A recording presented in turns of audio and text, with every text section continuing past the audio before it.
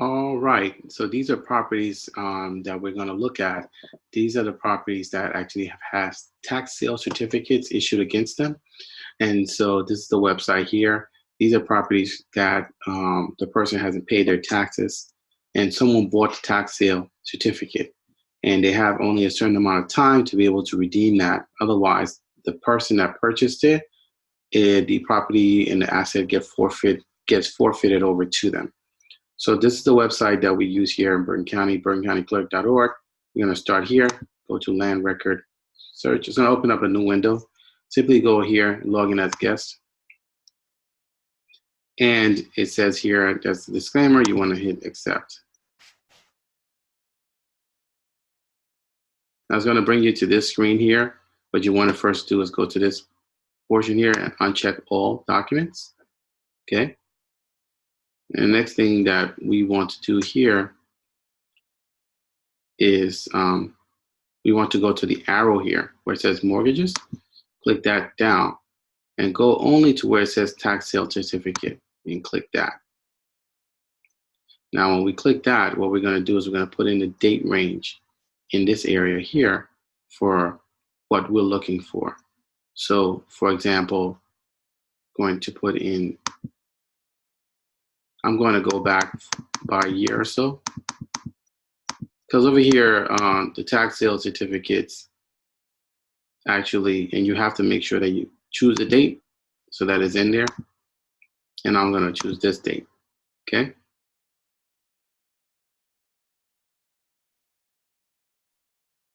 And I'm just going to leave everything else status quo.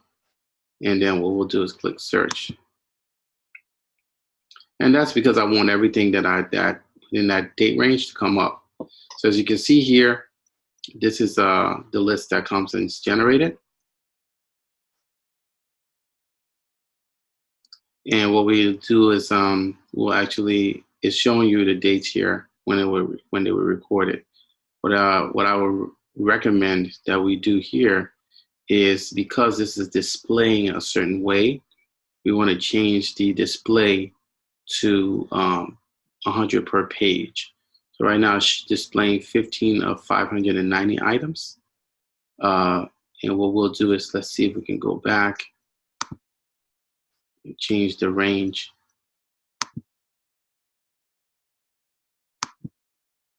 Okay, so what we want to do is, for the purpose of the tutorial, I'll show you, but generally, I'm going to show you what we're looking for here. Generally, we want to make sure that we are able to display more than that, and that's on the previous page. So I'm going to look for everything that has a person's name.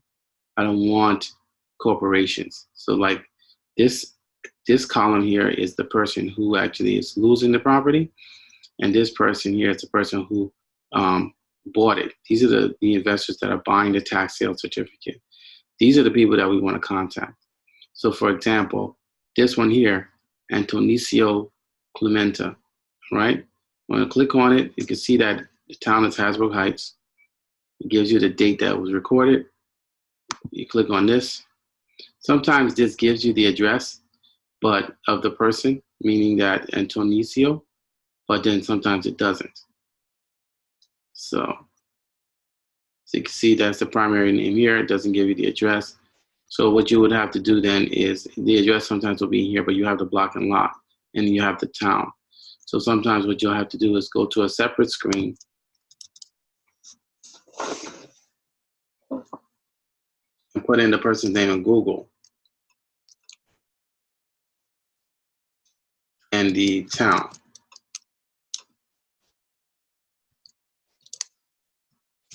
Because, you know, Google's so proficient, they'll come up with, you know, different searches. But what you want to do is you want to put in things like address. And then sometimes what I'll do is I'll use the block and lot, which is 8561. You just make sure. Yeah.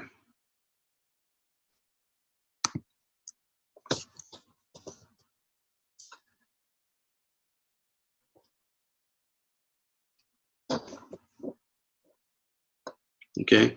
So Sometimes it's and this is why I'm doing this video, because this is what we need to figure out, how to actually get the person's contact information when their address is not here. Okay, so sometimes it'll be there, sometimes it's not, and we have to skip trace back to find out where the person's address is so that we can actually put it into Vulcan and get the phone number and call them. So we'll be talking more about that, but for purposes of this video, I wanted to show you what I'm looking for, and that is when we get here, when we get the information, what we're looking for is to be able to see if we don't see the address there, then we need to go and find it. I'm going to try this other one here. This one's in Mawa. Let me just see. I'll try a different one. This is Ridgefield, Joseph Kaluti. So it's loading. And it says Ridgefield, that's the town. Go down again. It gives the name, but it does not give where he lives. Now, what we're going to do is going to see if we can actually check this record to see if his address is there, but we don't see it. So what I'll do is same thing, going to copy his information and put him into Google along with his town to see if he comes up. This is the process that we're trying to nail down. We're trying to basically find an efficient way to be able to find the people and create a list that we can then call. So he's in Ridgefield. And of course, I will send the script to use when you're calling them. So this way, you know, but you see, so this one worked because I put their name in and I put in Ridgefield, and look what comes up, their address, 796 Lancaster Road in Ridgefield. Okay, so what we want to do with that is check to make sure that it's not listed. So what I'm going to do is I'm going to click on this one where it says New Jersey parcels. And up here, you can see that this is the information that comes up here. So now my next step would be to actually go ahead and check Zillow and make sure that the house is not listed on the market. So 796 Lancaster Road in Ridgefield. I'm going to copy this.